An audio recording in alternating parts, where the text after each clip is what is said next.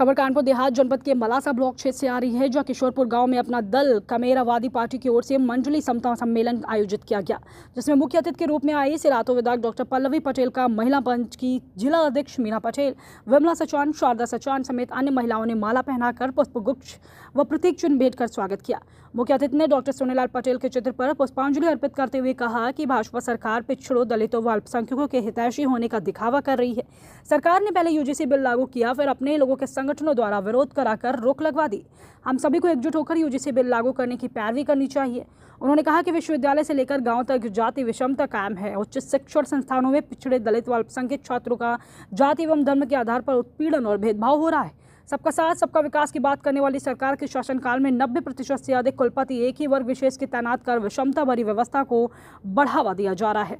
कानपुर देहात विधान केसरी संवाददाता अनूप कुमार गौड़ की खास रिपोर्ट। को अपने आंचल की छांव में लेते हुए निरंतर तमाम उतार चढ़ाव के बीच चलते हुए आज उत्तर प्रदेश नहीं बल्कि संपूर्ण देश की राजनीति में अपना दल को आज बहुत मजबूती से खड़ा करने का काम किया है और अपने ऐसे अध्यक्ष को बारंबार धन्यवाद देते हैं जिन्होंने ये निर्णय लिया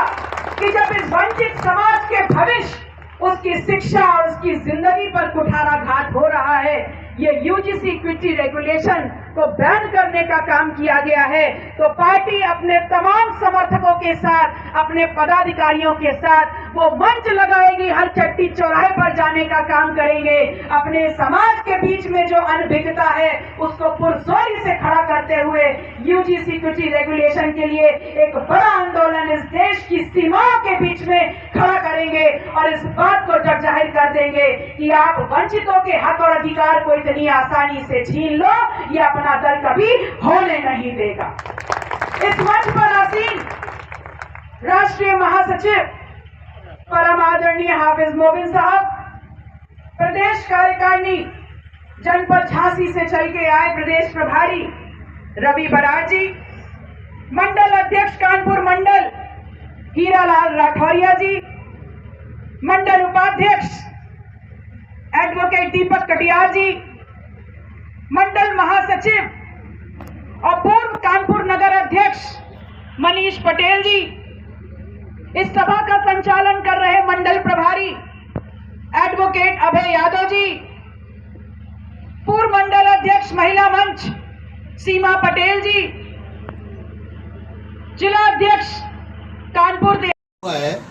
आपका, तो इसका प्रोग्राम का क्या लक्ष्य था, क्या उद्देश्य है? कि इस कार्यक्रम का जो अपना दल के नेतृत्व में मंडलीय समता कार्यक्रम हो रहा है, इसका मुख्य उद्देश्य है कि कैसे इस प्रदेश की और इस देश की सरकारों के लिए निहित है इस बात को कि आप जातिवार जनगणना करा करके हर समाज को उसकी संख्या के अनुपात में शिक्षा, सदन, रोजगार, कमाई, पढ़ाई, लिखाई, इस देश की संपदा और इस देश के अधिकारों में आप उनका अधिकार जो है सुरक्षित कर। और ये इसलिए भी जरूरी है क्योंकि आए दिन आप देख रहे हैं सड़कों पे तनाव, जो बहुत ज्यादा तनाव है वो अपने अधिकारों को लेकर के है, सुरक्षा को लेकर के है, शिक्षा को लेकर के है। यूजीसी इक्विटी रेगुलेशन जो उच्च शिक्षा संस्थानों में जो जातिगत भेदभाव और शोषण होता है वंचित समाज का, जिसमें विशेष रूप से पिछड़ा है, दलित है, आदिवासी है, अल्पसंख्यक समाज है, कहीं ना कहीं उनके प्रति सरकार का दायित्व है। और उस आंकड़ों को देखते हुए जहाँ 118% की बढ़ोतरी हुई है, यूजीसी इक्विटी रेगुलेशन हमारे सामने लाया गया,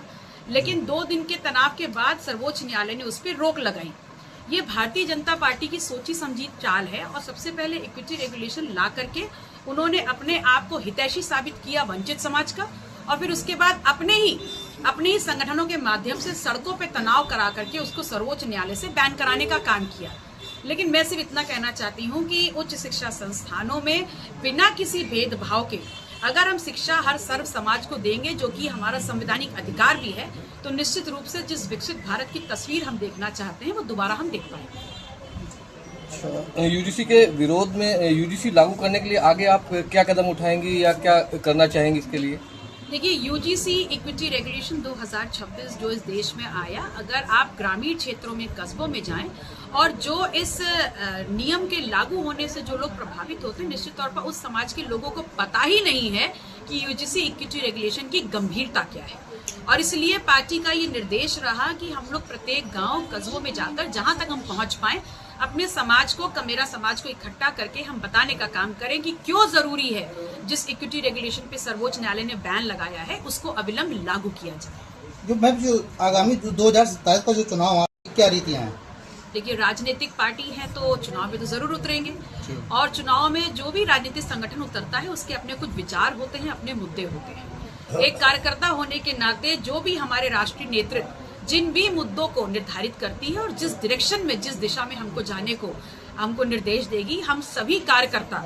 जो बुजुर्ग से लेके युवा, महिला, हर क्षेत्र से आते हैं, वो सभी 100% कमिटमेंट के साथ उस दिशा में काम करेंगे। जी, जानकारी देने